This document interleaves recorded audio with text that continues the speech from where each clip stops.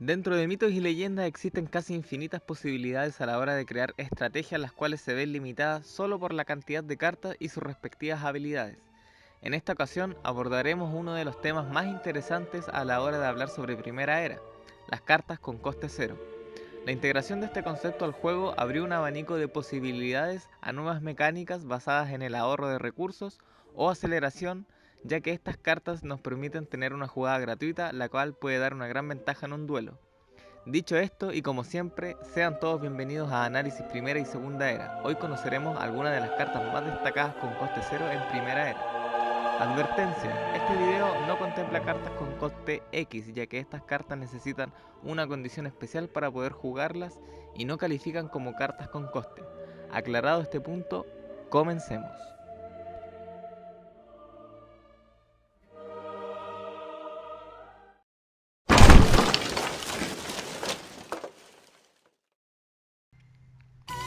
Espíritu de Dragón fue una edición que introdujo muchas mecánicas nuevas y cartas que pasaron bajo el radar de muchos jugadores. Descubrir el zorro, a pesar de no ser una carta comúnmente utilizada, posee una habilidad bastante útil a la hora de enfrentarnos ante mazos con una clara orientación a la estrategia rompeoro, ya que este talismán nos permite hacer que los aliados oponentes que entren en juego y afecten de alguna manera a nuestros oros entren sin su habilidad, pudiendo frenar a una de las cartas emblemas de este tipo de mazos, Inti.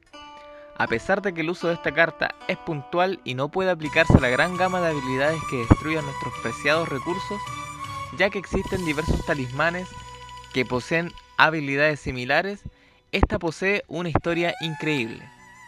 El origen de esta carta es sumamente interesante. La inspiración al crear este talismán proviene del mito del kitsune, que es la palabra japonesa para zorro, aunque este también se presenta en culturas como la china, coreana, griega e india. Habitualmente este animal en la cultura nipona se asocia a un ser que posee propiedades sobrenaturales, una gran sabiduría y un carácter un tanto picaresco. Por lo general se le asocia como espíritus del bosque, los cuales protegen de los peligros externos. Habitualmente se le atribuyen ciertas propiedades mágicas tales como la manipulación de la luz y el fuego, además de poder adoptar la forma humana con diversos propósitos, desde los más traviesos a los más siniestros, a veces ayudando a viajeros perdidos en los bosques y protegiendo aldeas o asaltando a los samuráis y viajeros en los caminos rurales.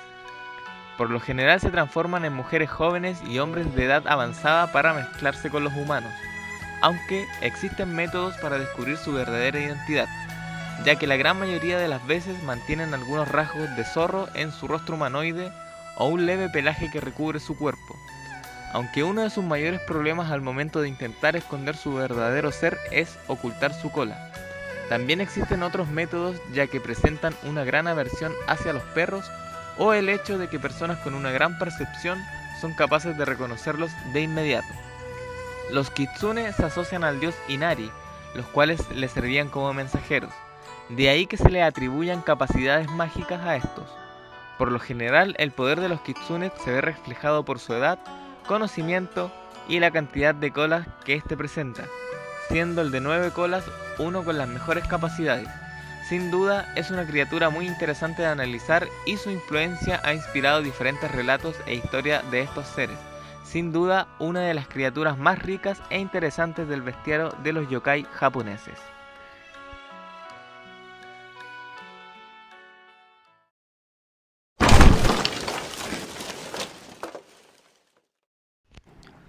En ocasiones nos damos cuenta que las habilidades más simples a veces suelen ser las más útiles. Ícaro, el talismán de El Reto, nos permite robar una carta con el hecho de solo jugarla. Precisa y eficaz, este talismán nos permite aún más que robar el intercambiar a Ícaro por una nueva carta en la mano que nos sea mucho más útil en el juego. Un acelerador básico en los mazos de Primera Era. El mito de Ícaro se remonta a la antigua Grecia. Este personaje fue el hijo del gran arquitecto Dédalo, constructor del laberinto en la isla de Creta, y una esclava llamada Naucrate. Ícaro y su padre se encontraban retenidos por el rey Minos en la isla de Creta. Para intentar escapar de su prisión, Dédalo comienza a construir un par de alas para ambos, ya que el rey Minos controlaba tanto el mar como la tierra. Dédalo construye estas alas confeccionándolas con plumas que Ícaro recogía y éste las unía con hilos en la parte central y cera en la parte externa. Una vez las alas estaban terminadas, Dédalo le indica a su hijo que deben huir volando, pero que tenga cuidado de no elevarse demasiado, ya que el calor del sol derretiría la cera, y tampoco bajara tan cerca del mar, ya que el agua dejaría inútiles las alas. Entonces emprenden su viaje de huida, cruzando las islas de Samos, Delos, Paros, Levintos y Calimna. En este momento, Ícaro, debido a la sensación de estar tan cerca del cielo y su asombro por su capacidad de poder volar, comienza a ascender un poco más. Pero el calor del sol terminaría por derretir las alas del joven, haciendo que cayera directamente al mar.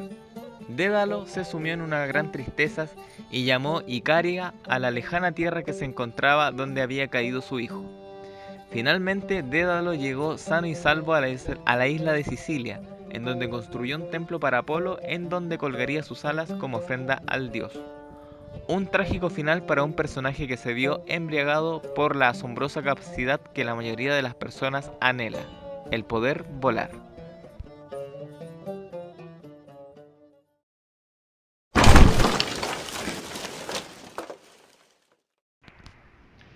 Por lo general, las primeras civilizaciones en la historia de la humanidad han tratado de dar explicación a todos los fenómenos que lo rodean y gran parte de esto se le atribuye a una intervención divina.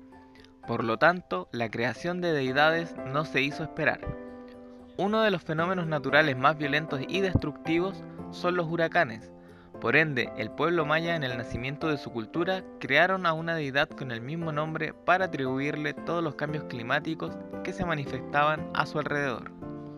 Huracán es una de las cartas que no puede faltar a la hora de crear el tan nefasto, brutal y excelente mazo cero en primera era. Esta carta, a pesar de ser una explosión de ira contenida, por lo general es usada con mucha sabiduría. En primer lugar, este aliado de fuerza 3 es imbloqueable, una ventaja bastante grande en primera era, ya que hasta la fecha en la que la ira del Nahual recién había sido lanzada, no existían cartas que la pudieran frenar de forma efectiva. Otro punto fuerte de este aliado es su capacidad de atacar al entrar en el campo de juego. Por lo tanto, una de las combinaciones más recordadas es utilizarla con el oro de Espíritu de Dragón, sello imperial de Jade, el cual aumenta en 2 la fuerza de los aliados imbloqueables, generando así un daño avasallador. Pero a la hora de atacar debemos pensarlo 2 veces, ya que el turno en que este aliado ataque, este será barajado en nuestro mazo castillo. Por este motivo, algunos de los jugadores lo dejan para rematar con un ataque final al oponente.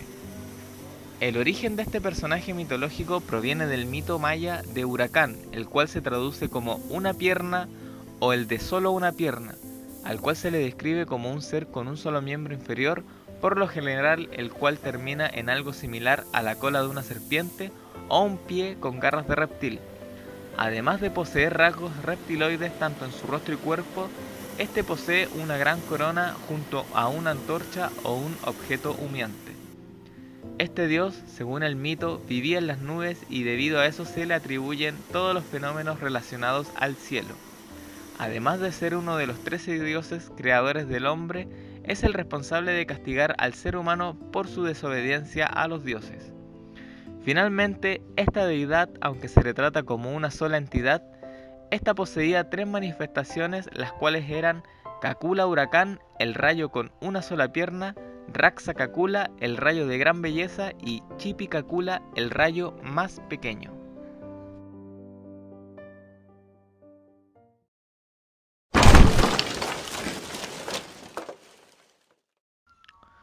No podemos hablar de coste cero en primera era sin mencionar a una de las cartas emblemas del juego. Desde las lejanas tierras escandinavas escuchamos las historias de hermosas y valientes guerreras que socorren a los héroes caídos en batalla para guiarlos a las puertas del Valhalla, para que luego estos se unan al Ragnarok junto a Odín en el fin de los tiempos. Sin duda, Valkyrias es un talismán que está presente en todos los mazos, ya que es una de las mejores cartas existentes. La capacidad de anular cualquier tipo de carta es impagable y muy versátil a la hora de un duelo. Este talismán del reto nos deja claro que debemos jugar con mucha cautela a la hora de hacer jugadas decisivas, ya que un mal movimiento y esta carta puede estropear una estrategia completa. Según el mito nórdico, las valquirias son entidades femeninas que servían a Odín, bajo el mando de Freya, y estas eran responsables de guiar a los guerreros caídos a las puertas del Valhalla. Aunque el origen de las valquirias no se encuentra documentado, se presume que la gran mayoría procedía de padres mortales y eran sacerdotisas de Odín, aunque en la época de la Edda Poética, el cual es un compendio de los relatos de la mitología nórdica, se le atribuía dotes de guerreras sobrenaturales, llegando incluso a decidir quién vivía o moría en el campo de batalla. Sin embargo, dentro de los cantos heroicos, a estas se les describía como bandas de mujeres guerreras dirigidas por una líder que por lo general era de una estirpe noble. Sus representaciones a lo largo de la historia han sido variadas, pero las más reconocidas es gracias a la escultura de Claire Collinet titulada Valkyria, la cual se muestra una mujer de mucha belleza y alas en sus cascos, montada en un caballo. También se comenta que sus monturas no solo eran caballos, sino que también manadas de lobos feroces debido a una figura retórica llamada Kenningar, el cual se refiere a la palabra lobo y también al jinete junto a su caballo. Una de las razones por la cual el personaje de la Valquiria se masificó por el mundo fue gracias al trabajo del compositor Richard Wagner, ya que en su ópera El Anillo de los Nibelungos, en donde se narra la historia de la Valquiria Brunhilda y la de su amor Siegfried, este ayudó a que la apreciación de esta figura mitológica no fuera asociada a su origen bélico y su cercanía con la muerte. El mito de las Valquirias es uno de los más interesantes a la hora de incursionar en la mitología nórdica, ya que éstas se mantienen desperdigadas por gran parte de los cantos y poemas épicos de la antigua Escandinavia.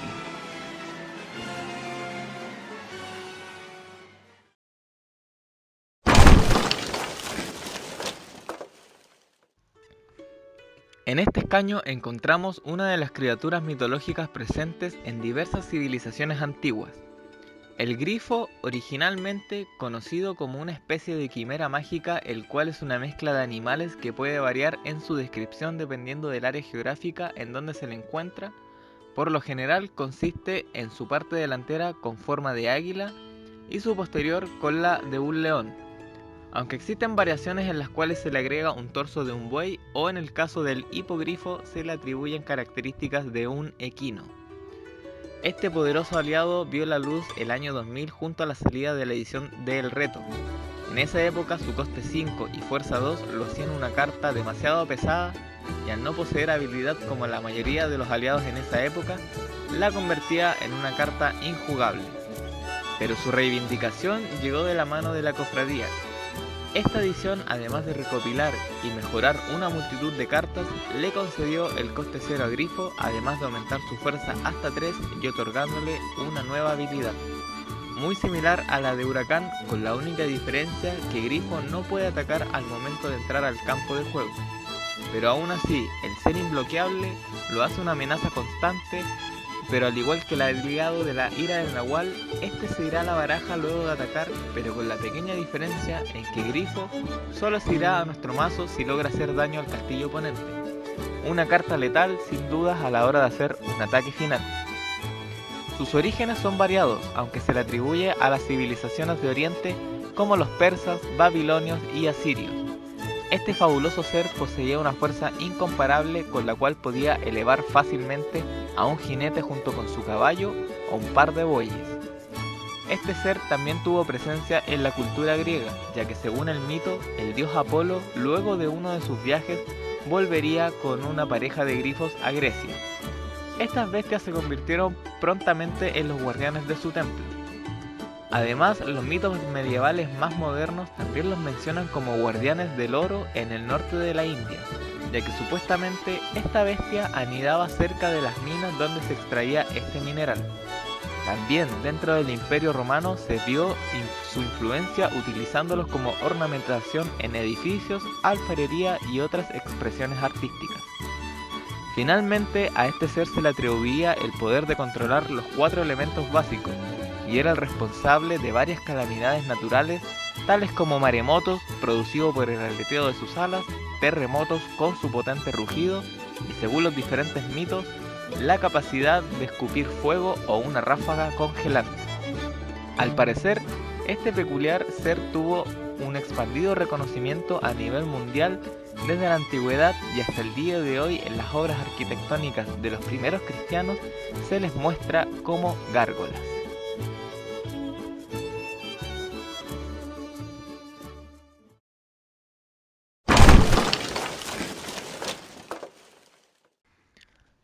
Es bien conocido que la mitología nórdica divide la existencia en 9 mundos que son gran parte del árbol Yggdrasil, el cual sostiene a estos diferentes reinos, y dentro de uno de ellos nos encontramos con el Niflheim, un reino cubierto de niebla y oscuridad.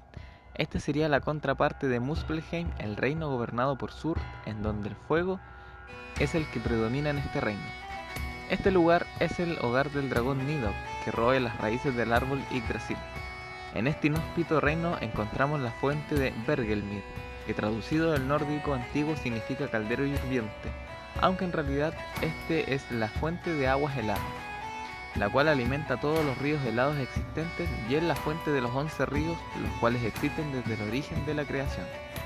Este talismán de la adicción Ragnarok es considerado un excelente espía y acelerador, ya que nos permite mirar de forma gratuita la mano de nuestro rival y además la oportunidad de robar una carta.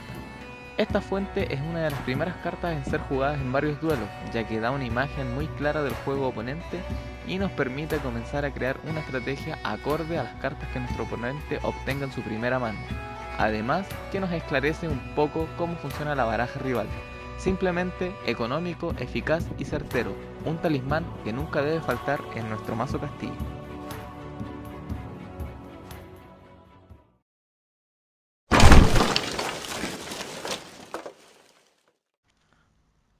El ser humano posee una capacidad excepcional para adaptarse a todo tipo de situaciones. Este talento natural también se ha visto reflejado en el arte bélico, haciendo que los guerreros lleguen a sacrificar hasta su propia vida por alcanzar la victoria. Ataque Suicida es una de esas cartas que nos da nuestra última chance de poder dar vuelta a la partida, y el costo de no lograr la victoria es la derrota inminente. Este talismán de mundo gótico nos permite jugar un turno extra luego de nuestro ataque.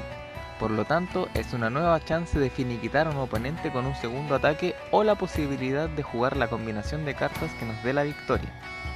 Esta carta es una espada de doble filo, la cual nos puede dar una aplastante victoria o derrota.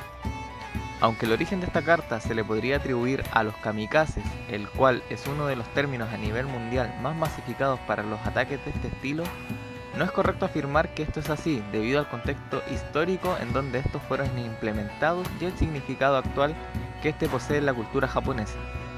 Lo que podemos afirmar es que a lo largo del historial bélico humano existieron muchas personas capaces de lanzarse al combate sin cuartel, sin posibilidad de sobrevivir en el proceso. Esta acción podía ser por motivos de honor, orgullo o protección de un tercero o grupo de personas. En todo caso, una maniobra de este tipo requiere mucho valor y determinación para mirar de cara al enemigo sin titubear, lanzándose a la última carga que el guerrero en su espíritu combativo realizará en vida.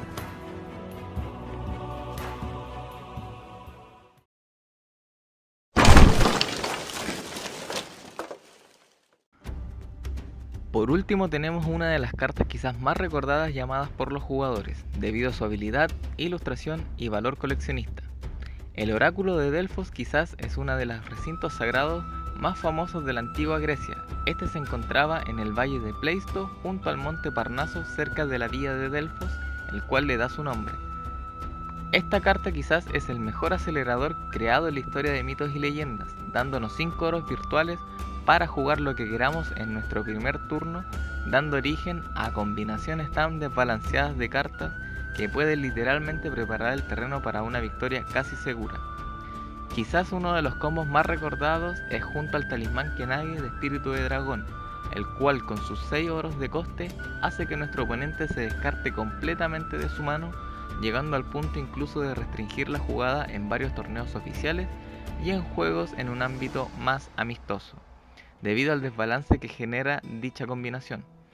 Esta carta acelera de tal manera el juego que sin problemas la persona que la ponga en el campo puede jugar un sinfín de cartas y permite básicamente generar las jugadas precisas para tomar la ventaja al poder desenvolver nuestra estrategia en una forma relámpago.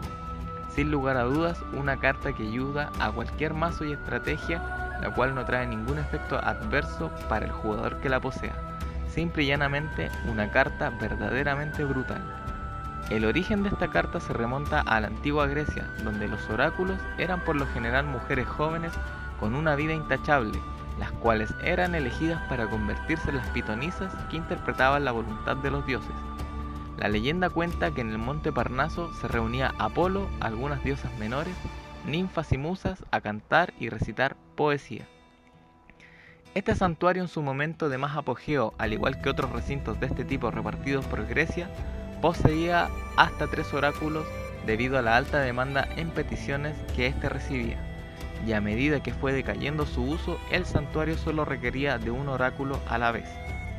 Las consultas a este se realizaban por todo tipo de personas, desde reyes hasta la gente más pobre. En primer lugar, se debía acordar la visita con algunos días de antelación y llegado el día se ofrecía un sacrificio en el altar del templo, además de pagar las tasas correspondientes por la consulta al oráculo. En los tiempos del cristianismo más primitivo se trató de desestimar la veracidad del oráculo de Delfos debido a su gran capacidad de acierto en sus predicciones, llegando al punto de que en caso de error se apelaba a que no se supo interpretar lo que la pitonisa había descrito. Esta clase de adivinación durante el siglo III y IV empujó a los que los autores cristianos como San Juan de Cristóbal describieran la situación como: la pitonisa se encontraba en una gran grieta de la cual emanaban vapores tóxicos que hacían que la mujer entrara rápidamente en un trance y estado de embriaguez, lo que la hacía tener alucinaciones. Además que ésta masticaba hojas de laurel para alcanzar un estado psicótico con mayor rapidez. No existen registros históricos acerca de cómo se realizaban los rituales, ni siquiera en los diálogos píticos de Plutarco, uno de los grandes historiadores de la época, aunque la arqueología moderna nunca encontró las supuestas grietas de las cuales hablaban los autores del cristianismo. Finalmente, a medida que la ocupación por parte del Imperio Romano era cada vez más fuerte, aunque el oráculo, aún muy respetado, ya no recibía las mismas visitas que antes, lo cual hizo que fuera perdiendo su prestigio. Sin embargo, hasta esa fecha se le seguía pidiendo consejo, pero sobre temas más triviales como viajes, matrimonios y asuntos domésticos. En este punto, el oráculo dejó de tener una intervención política como la tuvo en el pasado. Aunque luego del nombramiento de Constantino el Grande y la implementación del monoteísmo cristiano, el recinto fue utilizado como sede del arzobispado, desmantelando parte del santuario para la construcción de una iglesia, borrando de esta forma todos los registros de este famoso recinto sagrado. Esta historia es mucho más compleja y más profunda que lo ya mencionado, y al parecer su influencia en el mundo antiguo se extendía mucho más allá de lo que era Grecia en esa época. Más adelante, quizás en un futuro video, profundicemos aún más en esta magnífica historia de la antigua Grecia y que hasta el día de hoy tiene gran presencia en el campo de la mitología y esoterismo. Si les gustó el video, los invito a que dejen en la caja de comentarios qué cartas de coste cero en primera era creen que faltaron mencionar para elaborar la segunda parte de este video. Recuerden compartir este contenido para que llegue a más gente interesada en este fantástico juego el cual compartimos y conocer un poco más de la historia de las cartas. Recuerden suscribirse al canal ya que es un apoyo enorme para seguir generando esta clase de contenido. Estén atentos a la página en Facebook ya que próximamente volverán los sorteos de productos y cartas a través de los directos en esta plataforma. Desde aquí me despido y les agradezco a todos el apoyo que dan haciendo sus consultas y manteniendo vivo este espacio que es para ustedes. Un saludo y nos vemos hasta la próxima. Fallas técnicas, espere por favor.